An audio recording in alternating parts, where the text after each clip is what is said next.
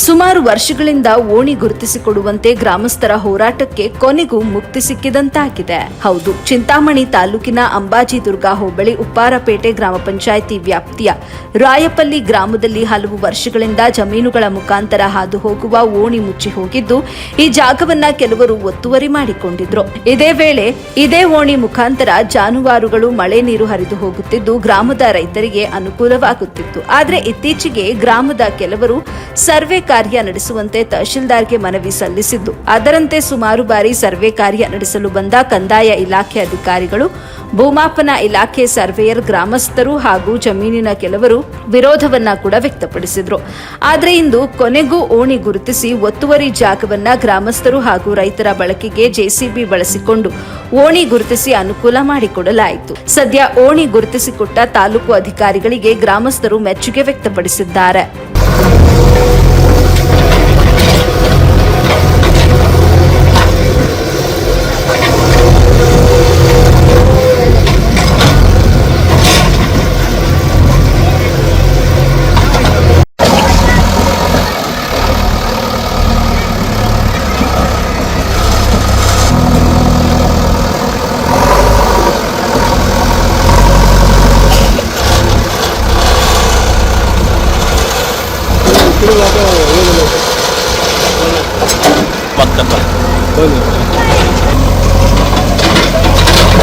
ಕಲಾವಿದರು ಯಾರೋ ಇದಾರಲ್ಲ,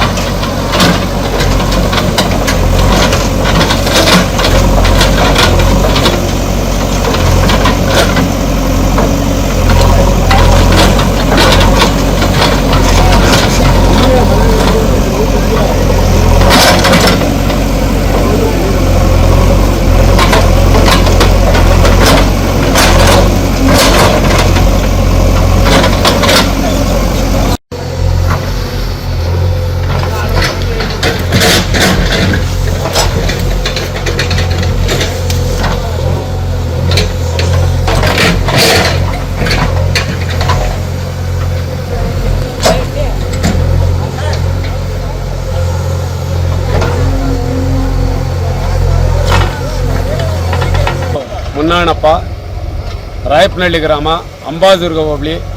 ಏನು ಒಂದು ಪುರಾತನ ಕಾಲದಿಂದ ಓಣಿ ಇತ್ತು. ನಮ್ಮ ಗ್ರಾಮದ ಸಾರ್ವಜನಿಕರು ಎಲ್ಲರೂ ಸಹಿತ ದೊಡ್ಡ ಮನಸ್ಸು ಮಾಡಿ ಎಲ್ಲರೂ ಗ್ರಾಮದ ಒಳ್ಳೆಯದನ್ನು ಬಯಸಿ ಒಂದೆರಡು ಜನ ಹಾಕ್ಕೊಂಡಿದ್ರು. ಅವರು ಒಳ್ಳೆಯ ಮನಸ್ಸಿಂದ ದಾರಿ ಮಾಡ್ಕೊಳ್ಳೋದಕ್ಕೆ, ಓಣಿ ಬಿಡಿಸ್ಕೊಳ್ಳೋದಕ್ಕೆ ಏನು ನಮ್ಮ ಸರ್ಕಾರಿ ಆದೇಶದ ಪ್ರಕಾರ ತಾಲೂಕು ದಂಡಾಧಿಕಾರಿಗಳು ಹಾಗೂ ನಮ್ಮ ಗ್ರಾಮದ ಎಲ್ಲ ಹಿರಿಯರು ಕಿರಿಯರು ಎಲ್ಲರೂ ಒಮ್ಮತದಿಂದ ಸಹಕಾರ ಕೊಟ್ಟು ಏನು 15 ದಿನದಿಂದ ಒಂದಲ್ಲ ಒಂದು ಅಡಚಣೆ ಆಗ್ತಾ ಇತ್ತು. ಊರಂದ ಮೇಲೆ ಎಲ್ಲರೂ ಒಂದೇ ಸಹಿತ ಇರಲಿಲ್ಲ.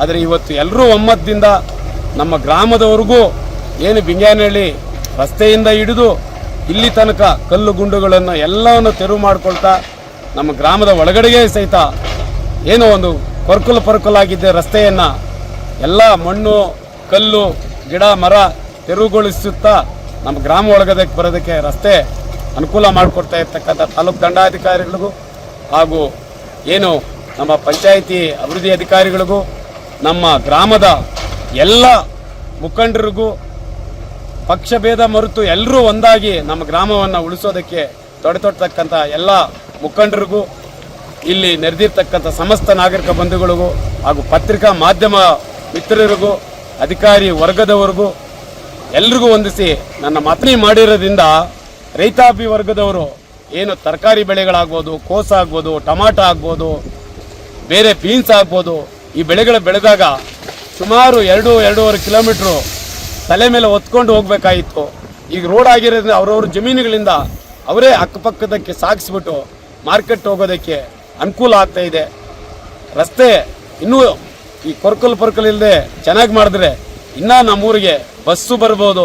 ಆ ಥರ ದೊಡ್ಡದಾಗಿ ವ್ಯವಸ್ಥೆ ಆಗಿದೆ. ಇರತಕ್ಕಂಥ ವ್ಯವಸ್ಥೆಯನ್ನು ಸುವ್ಯವಸ್ಥೆ ಮಾಡಿಕೊಟ್ಟಂಥ ಅಧಿಕಾರಿ ವರ್ಗದವ್ರಿಗೂ ಮಾಧ್ಯಮ ಮಿತ್ರದವ್ರಿಗೂ, ಓಣಿ ಈಗ ಇರ್ತಕ್ಕಂಥ ಓಣಿ ಕಲ್ಲು ಮಣ್ಣು ಇದನ್ನು ತೆರವುಗೊಳಿಸಿದ್ದಾರೆ.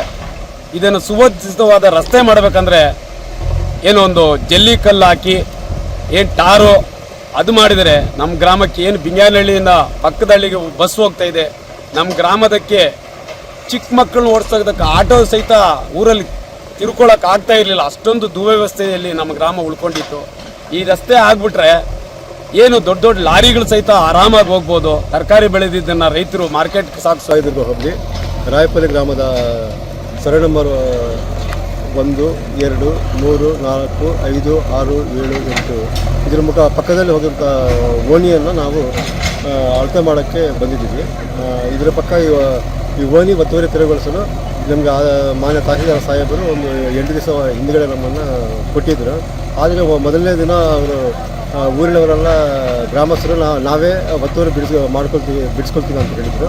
ಆದರೆ 2ನೇ ದಿವಸ ಅವರಲ್ಲೇ ಒಮ್ಮತ ಅಥವಾ ಒಗ್ಗಟ್ಟಿಲ್ಲದೆ 2ನೇ ದಿವಸ ನೀವೇ ಮಾಡಿಕೊಡಿ ಅಂತ ನಮ್ಮನ್ನು ಕೇಳ್ಕೊಂಡ್ರು.